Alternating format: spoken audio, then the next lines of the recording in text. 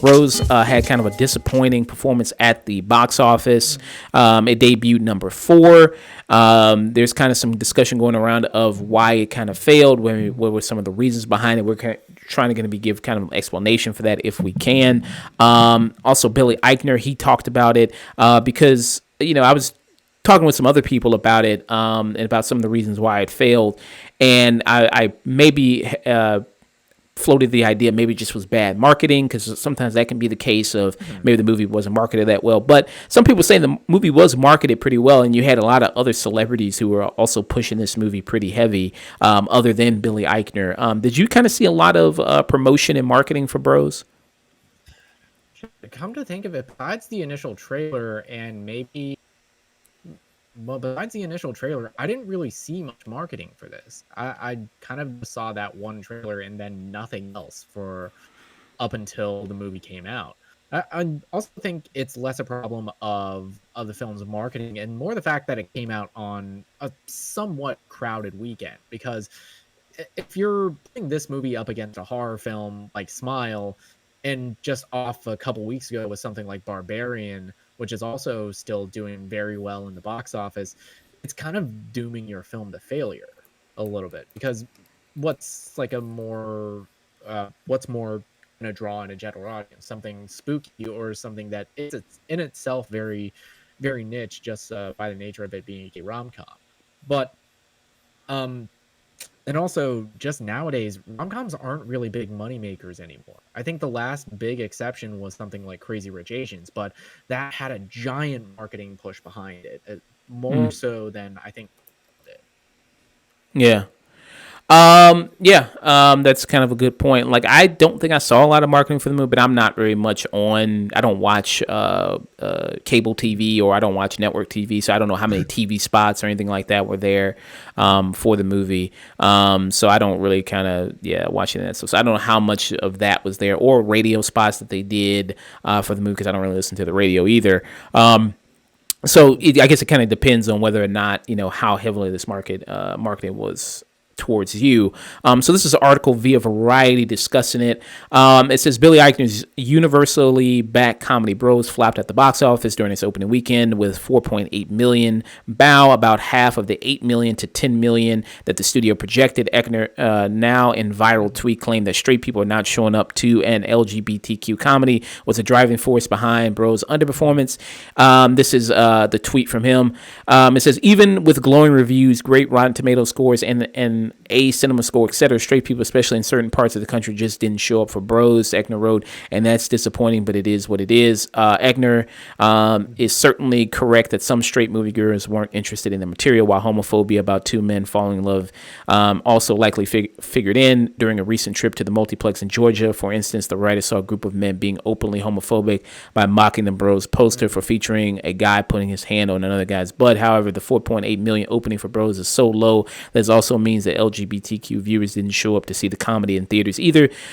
So why did Bros disappoint? And they kind of, in their Variety, they kind of give some reasons where, well, and some of these things I kind of do agree with. So to offer kind of some reasons of why I think the movie underperformed, I think, again, multiple things can be true at the same time. Are there people that didn't want to go see this movie simply because it are two gay leads? Yeah, I think there are kind of people there that just, yeah. Is that the main driving force? We can't have a black woman or a person of color lead a comic book movie without fucking certain sections of the world losing their mind. What do you think a gay rom-com is gonna do at the box office? Exactly. So I think that somewhat is kind of the reason. I mean, yeah, that's one of the reasons there. Also, another reason could be, like you said, simply because it just came out at a weird time, and it's going up against other kind of competition. Like Smile opened up with, I believe, 19 million. It opened up at the box office with that. Again, it's coming into October. People kind of want to see more horror movie stuff. Things like October. It's October. This is the season, and historically, rom-coms have never done well in the fall, or at least in October, because you're competing with, most studios horror movies, or the occasional the occasional counter marketing for family stuff. So that's kind of releasing it at a weird time is dooming this from the start. Also, stuff came out this weekend on streaming that was a big hit, like say what you will about it, Blonde, or even Hocus Pocus 2, or even still Dahmer on Netflix is still getting a whole lot of buzz. Yeah. So you kind of, I think it just came out kind of at a weird time. Maybe it would have been better if it came out during Pride Month, with June, and you could have kind of rode the wave of that type of stuff. I think that would have probably Yeah, maybe. which even I was having the conversation. Like, why didn't they just release this during June? It feels like it's like a no-brainer marketing wise. Yeah, I don't know if it got pushed back maybe because of COVID, or maybe that's why they kind of decided to push it back of the release date. But yeah, I think maybe if it came out maybe in June, that would have probably made more sense of it. And maybe it kind of could have, like I said, kind of ride that wave of kind of what was kind of going on usually during Pride Month and everything like that. I think maybe that would have been better. Also, another reason, it does. I mean, when you look at the cast here, there's no real big name person here. And yes, I do agree that the age of the celebrity of like movie star is kind of dying off. Like, usually it's the property that sells the thing. But it also does kind of help to have a name kind of person in a movie that you can attach to. Like, oh, I like that person from maybe so-and-so or something, or this other thing I watched. And Billy Eichner and the other lead, the other kind of love interest, Luke McFarlane. It's like, I mean, people might know Billy McFarlane from like the Billy on the Street stuff and, the voice of some characters. But he's not really a big name person really to lead a movie, and neither is kind of Luke McFarlane. Yeah, for Luke McFarlane, this is his like big was meant to be one of his big breaks, because he's been mostly a television actor. And Billy Eichner, he's people like know his name mostly from just Billy on the Street and various character appearances and stuff like The Office, stuff like Parks and Rec. But he's also kind of one of those, hey guys, he's definitely been more of a character actor than he has been a leading man. And something that I think is like not to be forgotten is is the fact that this movie is produced by Judd Apatow, and how much has Apatow's name kind of lost cash with general audiences over the last like couple years, just off of stuff like The Bubble, or what was his last big film, or King of Staten Island, or Trainwreck. Because from like 2008 to like 2012, his name meant money. Stuff like 40-Year-Old Virgin, Knocked Up, Funny People, This Is the End, Express. His name was selling tickets. You could sell it just from the producers of 40-Year-Old Virgin. But that cash has kind of gone away, especially just how, not well received some of his recent projects have been. That's a good point. There's very few directors nowadays that can sell a movie, like, even though he didn't direct Bros, but there's very few people that can sell movies just on their name nowadays. Because, like, I mean, I think you have like Jordan Peele, who can, if Jordan Peele's Nope, and he can sell that just based on the fact that it's Jordan Peele, and everybody's excited to see a Jordan Peele movie, and it can do really well, just because it's Jordan Peele. And maybe another person who has that cachet is maybe like a Christopher Nolan, maybe. And like I said, Judd Apatow during that period of early 2000s, mid 2000s, 40-Year-Old Virgin, all those kind of hits after hit after hit. And a lot of people associate it. I mean, he was a big name in comedy for a long time. He was directing all the kind of the big comedies at a point, and he produced Bros. And you can kind of feel kind of that kind of style of humor, kind of style of film. Like you see something like in Trainwreck, which was another movie that he didn't direct that movie, did he? He produced Trainwreck. Yeah, he did. That was one. That was like one of his like last, I think, big box office successes. Okay, so he did direct Trainwreck. Okay, so he did direct that movie, and he also had The King of Staten Island with kind of Pete Davidson, which I haven't seen, but I did hear really great reviews about The King of Staten Island. I didn't see that, but I heard it was kind of really good with Pete Davidson and Bill Burr and who played his mother. Marissa Tomei. Marissa Tomei. So I think I think some of the star power just kind of wasn't there for this movie as well. Do you think the trailers, showed off its comedy pretty well, or do you think it more stressed like you got to go see this movie because hey, how many times I mean the importance of this is a movie with two gay leads in it. I mean, do you think the comedy? Do you think the trailer kind of showed more of that or more of the actual comedy of the movie? Yeah, from what I remember about the trailer, it definitely felt like that was a bigger focus in the marketing over the comedy of the film. Because I think like a quote from one of the trailers was like as hilarious as it is historic, which it was like, okay, you're just kind of isolating your film and putting it into this niche that really isn't necessary just because of how funny the movie is. Mm, And just looking at other films that have kind of done that, just looking through this Variety article, um, stuff like In the Heights uh really didn't market that movie's cultural importance that well, and that bombed. But that was also during the pandemic.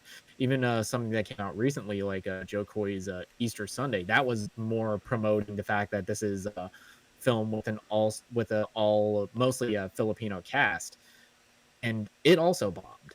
yeah. So I think it's like a Also, it case was of putting it, stupid you know, for a movie to be called Easter Sunday and not come out on Easter Sunday, but that was right? that Yeah, was that probably also didn't help it. But then again, you also have films like Black Panther and Shang-Chi, which are definitely these kind of groundbreaking films just by the nature of like who's cast and the stakes that are behind it and the studio that's backing it. But those are also like Marvel Studios. Those are like big blockbusters that are gonna put butts in seats regardless of who is the cast in them. yeah.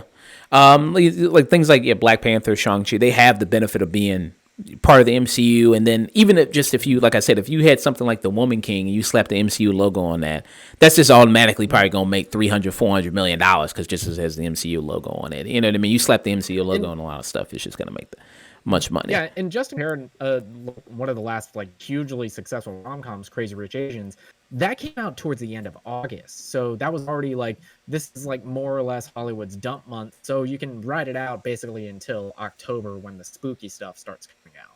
Yeah. Like I said, I think they really just the weird timing of when this kind of movie came out, I think was also a thing.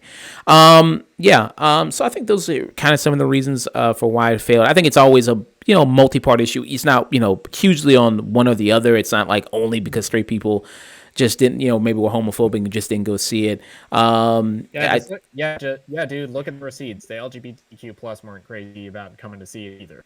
Yeah. And I don't know if it just because they were like, well, it's another movie about, discussing a lot of the stuff that's in the movie about gay people in film and TV. You do have a gay film that is about two kind of cis white dudes. So maybe that also is kind of thing like, Yeah, okay, this is whatever. also You know what I mean? Like, okay, well, I'm tired of maybe seeing kind of movies with leads like this, maybe. But, I like the film. I thought it was funny. Maybe it will gain more traction, maybe on something like streaming, and it'll probably make its money back that way.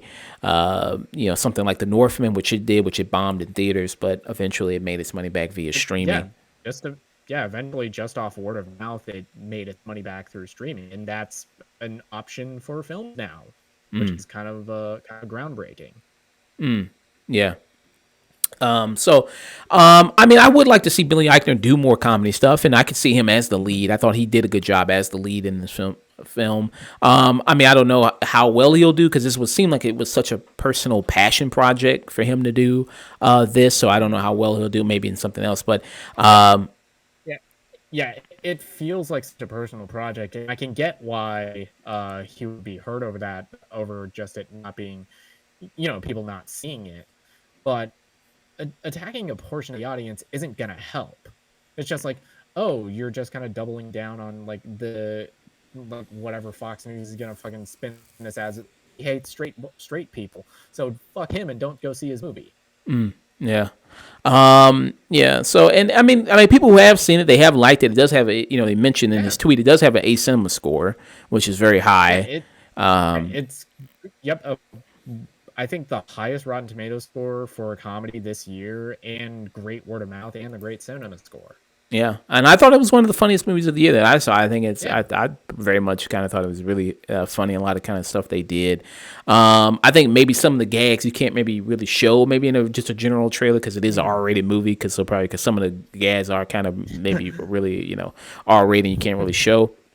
But yeah, I mean I had a You good time. can't really, yeah, and you really like a band trailer for this because that would just like alienate people a little more.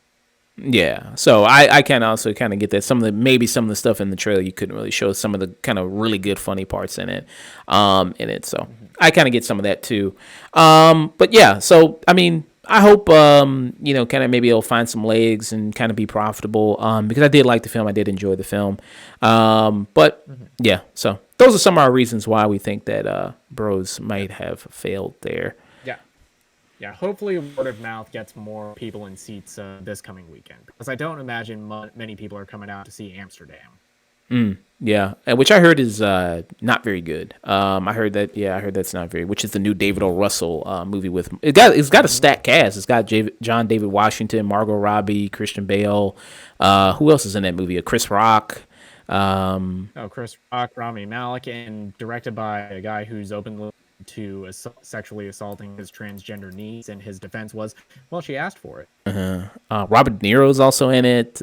Anna Taylor-Joy's in it. I mean, damn, it's got Zoe Saldana, Mike Myers, Taylor Swift. Damn, okay, it's got a lot. I mean, it's a stacked cast. Yeah, Michael Shannon. Oh, okay, really stacked cast. I think the next romantic comedy coming out is that movie. I think it's next week or the week after.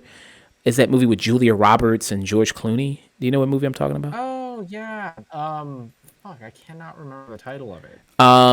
It's also got my girl Caitlin Dever in it, which I'm automatically gonna go see that anyway because of her. Yeah, I'd be curious to see if that movie bombs because even with the star of like everybody knows George Clooney and Julia Roberts, they're Hollywood legends at this point. I just don't think there's really anything that maybe I'm gonna have people go like, man, I gotta go see this romantic comedy with Julia Roberts and George Clooney. Yeah, especially like we've just been saying, this is October. This is the spooky season, and that's coming closer to Halloween. And that's also going to be competing at the box office, at least, with Halloween Ends and all the other great horror movies that have come out this past couple weeks. Yeah, and then Black Adam also is kind of coming up, too. That's coming up in a couple of weeks. Yeah. Yeah, because I think after, let me see, what is the name of that Julia Roberts? Oh, Ticket to Paradise. That's what it is. Oh, Ticket to Paradise. Yeah, right. That's what it's called. Yeah, Ticket to Paradise. I'd be interested. That comes out actually the same day as Black Adam, actually, pretty much. Like almost like the next day.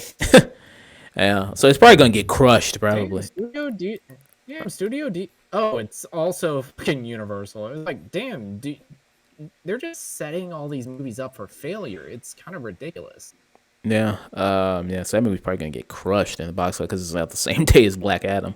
Yeah, so yeah, they didn't expect the hierarchy of DC universe. The power hierarchy of the DC universe is gonna change right over their opening weekend. Yeah. You know what scene? Like I really liked them Bros. I think they should have probably put in the trailer. I love that scene when he's with the black guy. That scene was fun. I laughed the hardest at it. The scene, yeah. Like you trying to kill a brother? I thought that was pretty funny. Oh man, you trying to go? He does. I mean, Billy Eichner does fit the description. Yeah, he's like, you gonna go serial killer on the brother? Jesus, I thought that was kind of pretty funny. Man. I was like, yeah, if I talk to my normal voice, would you approach me? I mean, please, not now. Because I'm still trying to. Yeah, look out. Oh man, but I thought that for me was one of the funniest scenes in the movie for me. Yeah.